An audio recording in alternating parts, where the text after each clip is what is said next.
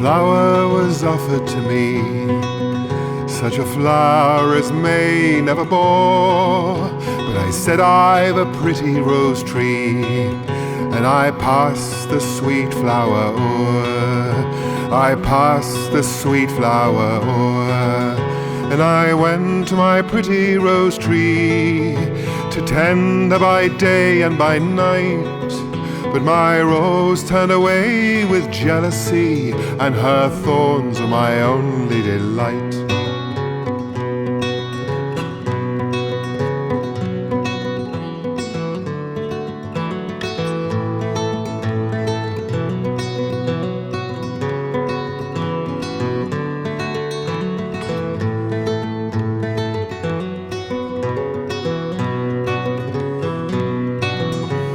Flower was offered to me, such a flower as May never bore. But I said, I've a pretty rose tree, and I passed the sweet flower o'er.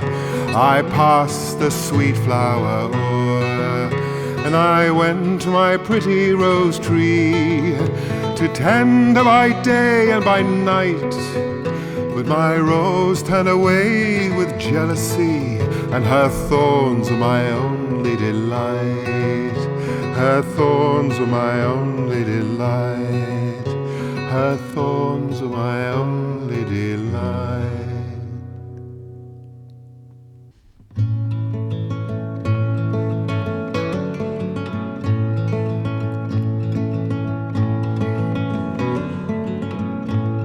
Can I see another's woe and not be in sorrow too? Can I see another's grief and not seek for kind relief? Can I see a falling tear and not feel my sorrow share? Can a father see his child weep nor be with sorrow filled? Can a mother sit and hear an infant groan, an infant fear? Oh no, never can it be, never, never can it be. Oh no, never can it be, never, never can it be. And can he who smiles on all hear the wren with sorrow small, hear the small bird's grief and care, hear the woes that infants bear? And not sit beside the nest, pouring pity in their breast, and not sit the cradle near, weeping tear on infant's tear, and not sit both night and day, wiping all our tears away. Oh no, never can it be, never, never can it be. Oh no, never can it be, never, never can it be.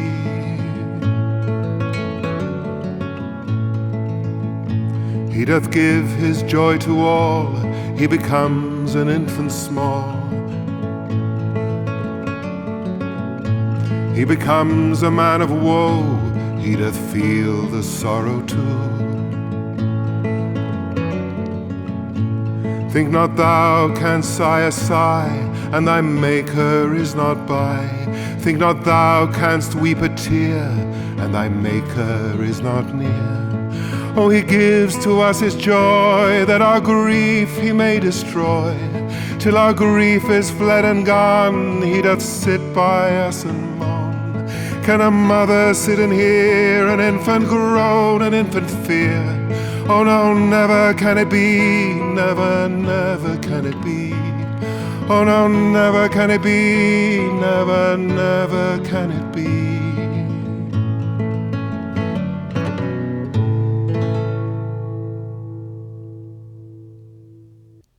What comes through with Blake's songs, always the message, of course, clear, penetrating, but with the compassion, the love, the comfort that comes from someone who truly empathized, who truly felt, who truly put himself in the shoes of humanity, the protagonists of life, And so it was in London when he walked around the streets and observed people's expressions as they walked around, much as they do today, but a few hundred years ago. And one asks oneself sometimes, what has changed?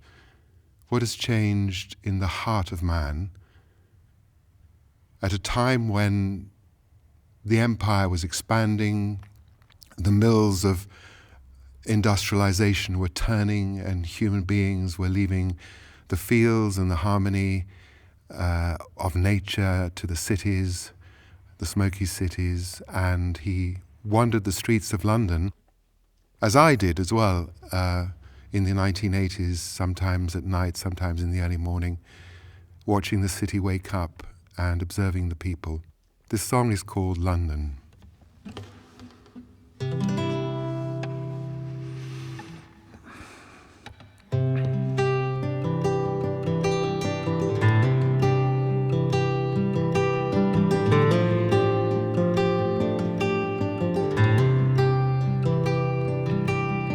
Wander through the chartered streets, near where the chartered Thames does flow, and mark in every face I meet marks of weakness, marks of woe. In every cry of every man, in every infant's cry of fear, in every voice, in every band, the mind-forged manacles I hear. Ah, yeah, yeah, yeah, yeah, ah. How the chimney sweepers cry, every blackening church appalls, and the hapless soldier's sigh runs in blood down palace walls. But most through midnight streets I hear how the youthful harlot's curse blasts the newborn infant's tear and blights with plagues the marriage hearse. Ah, yeah, yeah, yeah, yeah, ah.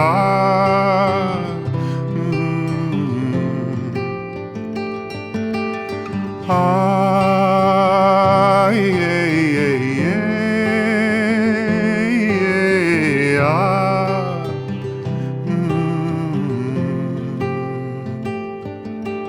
I wander through each chartered street, near where the chartered Thames does flow, and mark in every face I meet marks of weakness, marks of woe.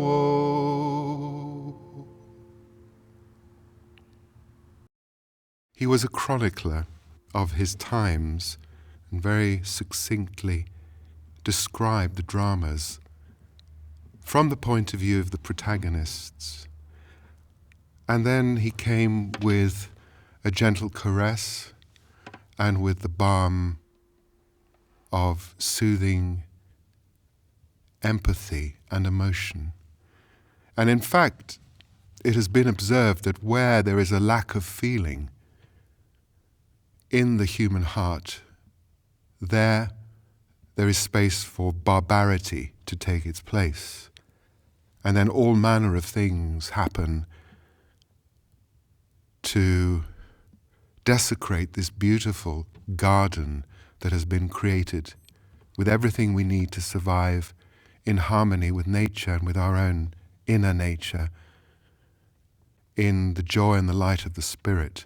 And that is the place that Blake went to in the next poem, The Garden of Love. The Garden of Love, a place where he enjoyed and played as a child, brings to memory the other songs of Innocence in which the nurse is watching the children play, hearing the sounds in the fields, and as sundown comes, she gently calls them to rest, to bed, and the children are in harmony with nature, an image of our spirit in harmony with nature. And then, as an adult, becoming more experienced, suddenly the scene changes and Blake suddenly goes back to this garden, the garden of love. And what does he find there? We will hear in the song.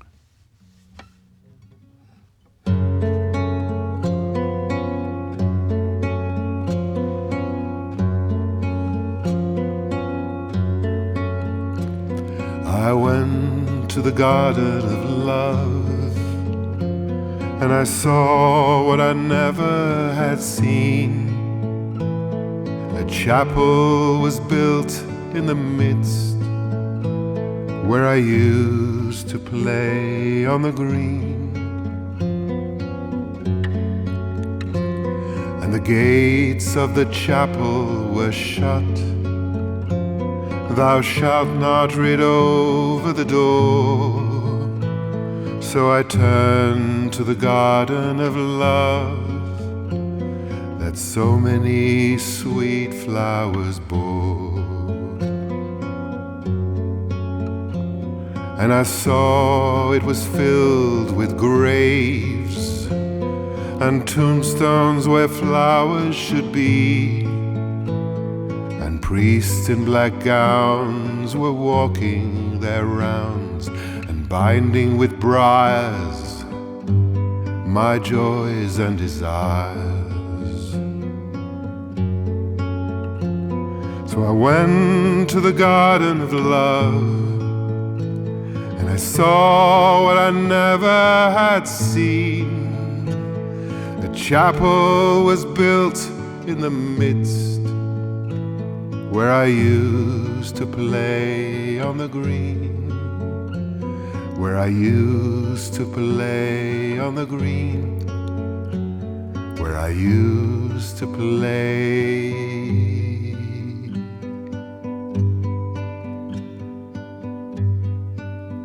on the green.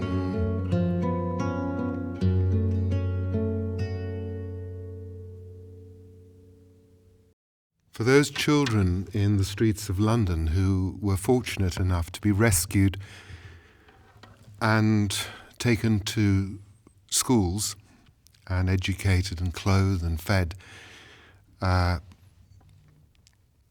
they were, however, deprived of the right to question, to have doubts, to voice their feelings. And this song is about that restriction and suffocation of natural curiosity that actually leads us to evolve. It leads us forward also in our, not just scientific evolution, but our own personal evolution. So this is dedicated to all the warriors who have fought for freedom, who have sacrificed their lives for freedom, free speech, and freedom to choose.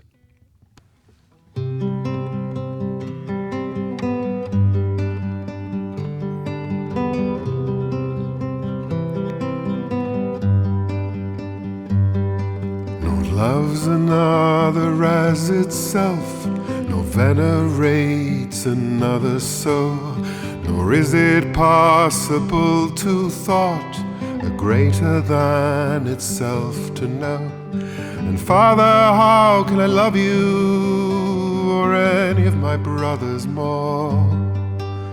I love you like the little bird that picks up crumbs around the door. Ah, yeah, yeah. Ah, the priest sat by and heard the child. In trembling zeal he seized his hair. He took him by his little coat, and all admired the priestly care. And standing on the altar high, lo, what a fiend is here, said he, one who sets reason up for judge of our most holy mystery. Nor loves another as itself, nor venerates another so, nor is it possible to thought a greater than itself to know. And Father, how can I love you or any of my brothers more? I love you like the little bird that picks up crumbs around the door. Ah, yeah, yeah. Ah, way. The little child could not be heard. The weeping parents wept in vain. They stripped him to his little shirt and bound him in an iron chain and burnt him in a holy place where many had been burned before. The weeping parents wept in vain. Are such things done on Albion's shore? Naught loves another as itself, nor venerates another so, nor is it possible to thought a greater than itself to know. And Father, how can I love you or any of my brothers more? I love you like a little bird. I love you like a little bird. I love you like a little bird that picks up crumbs around the door. Ah, yeah, yeah. Ah, way.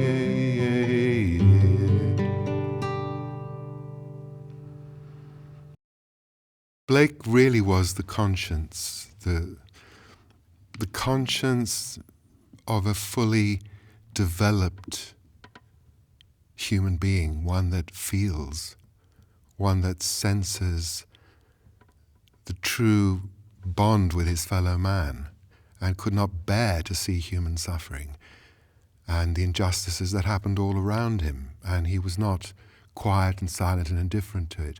In fact, he had to break out of the mind-forged manacles of man that keep us enslaved to an idea somehow that we are bound. And Blake's vision was that if man is created in the image of the Creator, then he honors the Creator and his existence by being creative and making his voice heard. And Blake sang and gave voice to his fellow man in so many different ways, and that is the beauty of it. And he sang them before he even wrote them or engraved them or published them. But being the multimedia artist of his day, and his beautiful songs of innocence and experience are these magnificently hand-printed, hand-colored, I would say, medicine cabinet for the human soul. Those notes of the original compositions were never annotated or published together. And it is my view that this isn't a coincidence or an oversight, that he was actually leaving space for the audience to be moved, to make their voices heard, to give voice, to give melody and soul to these songs. So here we enter the more oniric or dreamy aspect of William Blake's work. All these difficult experiences, the journey through experiences about searching and trying to find meaning and trying to find one's complete fulfillment. And here is the journey of little Leica through the forest, an uncharted area full of dangers, but she's innocent and she cannot imagine. So she's very brave and she walks into the forest, and as we have to walk into the forest, sometimes into the unknown, to discover new territory, to discover ourselves. So this is the little girl lost.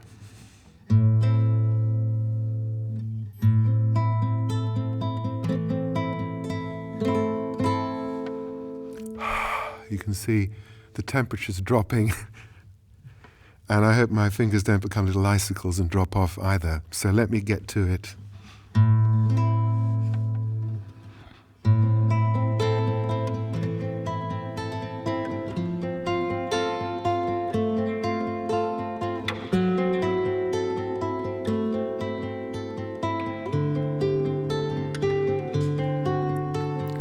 In the southern clime, where the summer's prime never fades away, lovely like a lay, 7 summers old, lovely like a told, she had wandered long, hearing wild bird song. Sweet sleep, come to me underneath this tree. Do father, mother weep? Where can lovely like a sleep? Where can lovely like a sleep? Lost in desert wild is your little child. How can like her sleep if her mother weep? If her heart does ache, then let like her wake. If her mother sleep, shall not weep, shall not weep.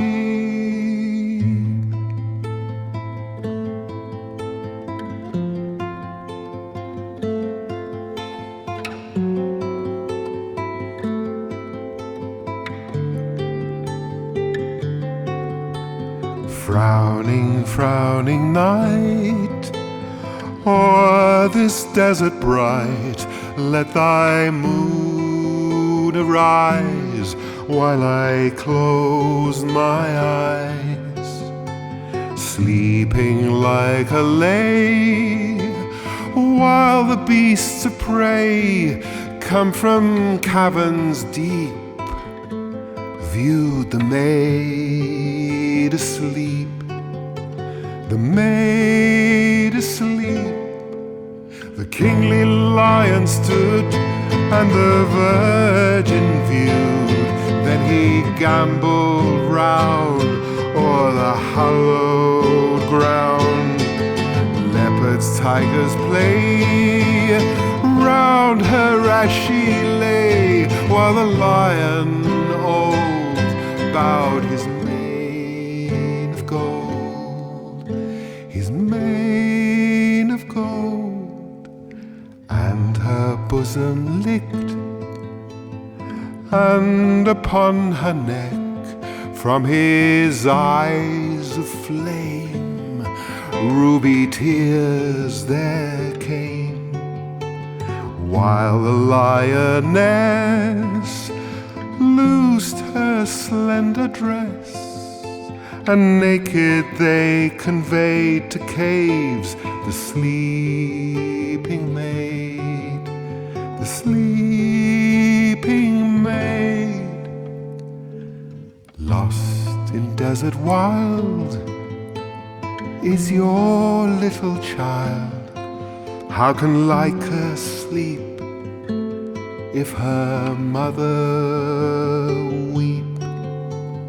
If her heart does ache, then let like her wake. If her mother sleep, like her shall not weep, shall not weep.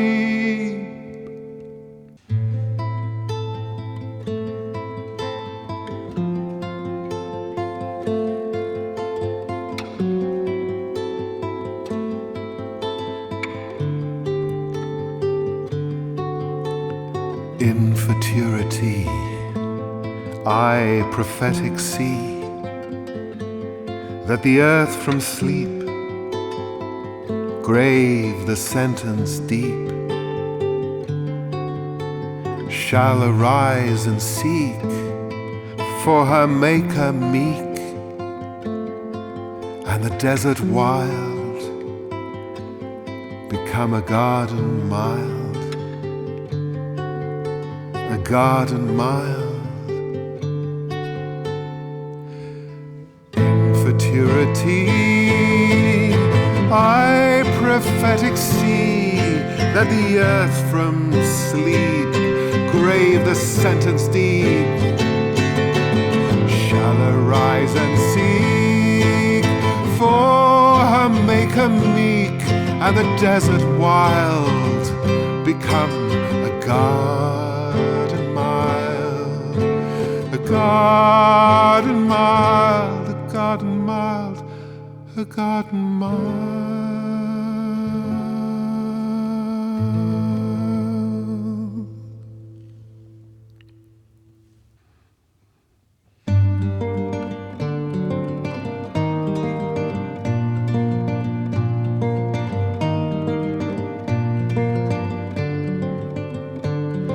I dreamt a dream, what can it mean?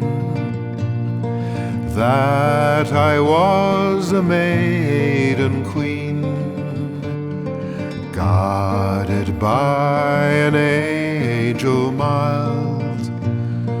Witless woe was ne'er beguiled, and I wept both night and day, and he wiped my tears away, and I wept both day and night, and hid from him my heart's delight.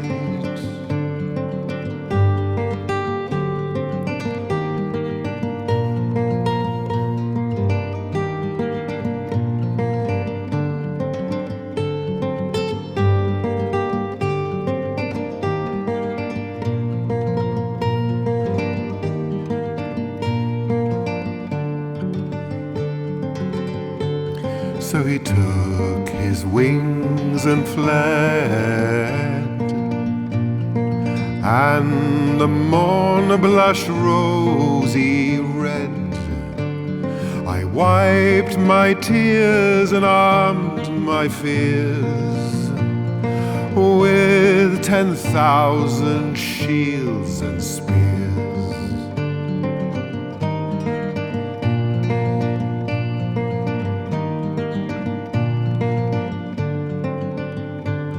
Soon my angel came again.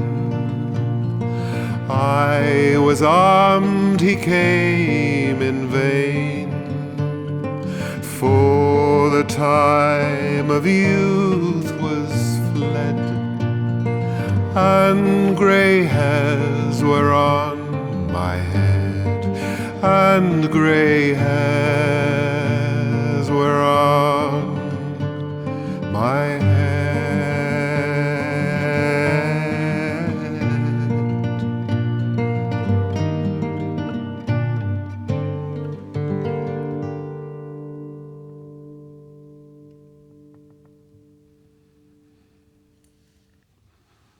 Perhaps Blake's most famous song, the Tyger, the glory, the incandescent force and power of creation that man has somehow tried to frame and limit and tame. And he urged us to break free through the imagination and forge our own form, our own truth, and shine like the Tyger.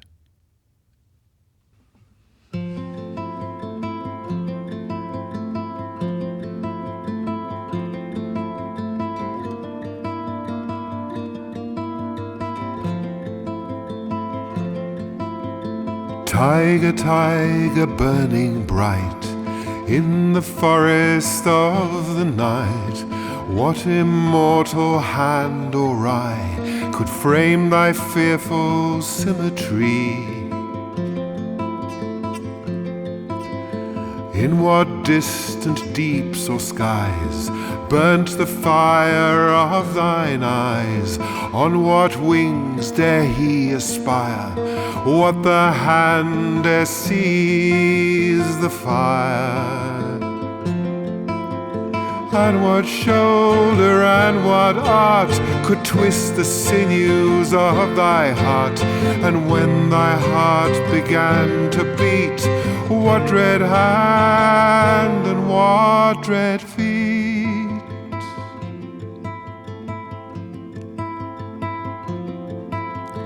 What the hammer and what the chain?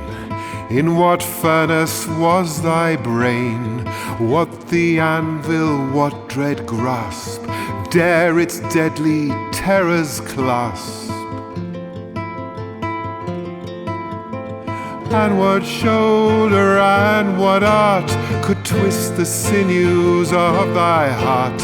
And when thy heart began to beat, what dread hand and what dread feet?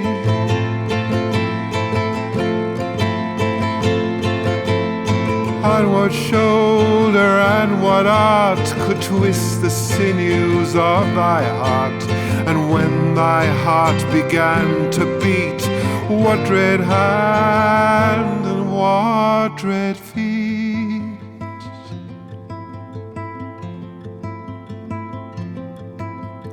When the stars threw down their spears and watered heaven with their tears, did he smile his work to see? Did he who made the Lamb make thee? And what shoulder and what art could twist the sinews of thy heart?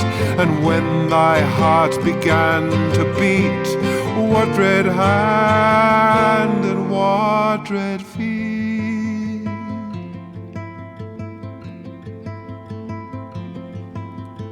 Tyger, Tyger, burning bright in the forest of the night, what immortal hand or eye dare frame thy fearful symmetry? Tyger, Tyger, burning bright in the forest of the night. Tyger, Tyger, burning bright in the forest of the night.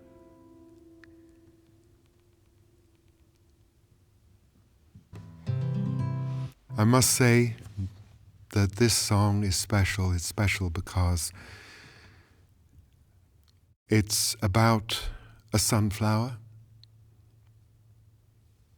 raising its face to the sun in adoration and gratitude. And as the sun moves, she follows until the sun sets over the horizon.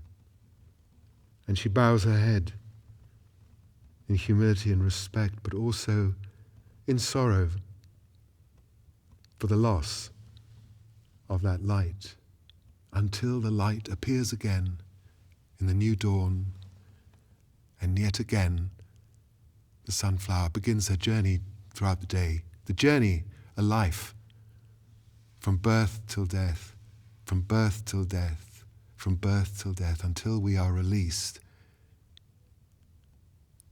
when we unite with the light, when we become the light.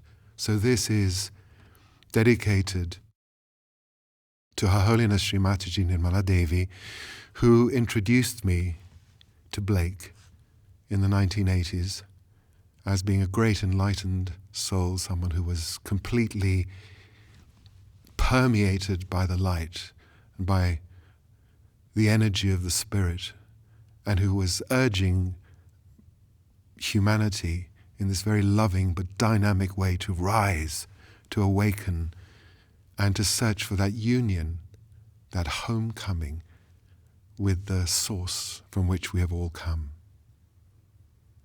Ah, sunflower.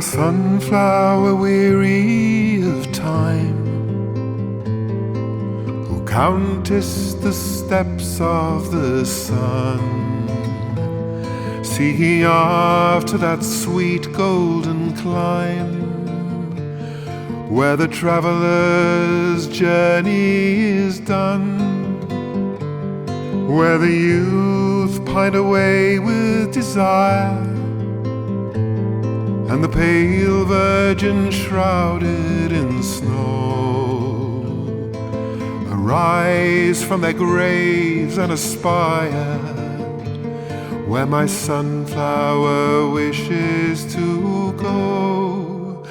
Ah, dee, da, da, dee, da, dee,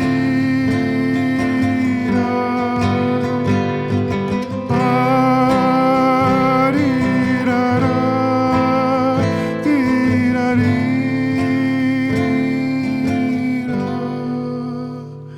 Ah, sunflower weary of time, who countest the steps of the sun, seeking after that sweet golden clime, where the traveler's journey is done, where the youth pine away with desire, and the pale virgin shrouded in snow arise from their graves and aspire, where my sunflower wishes to go. Ah,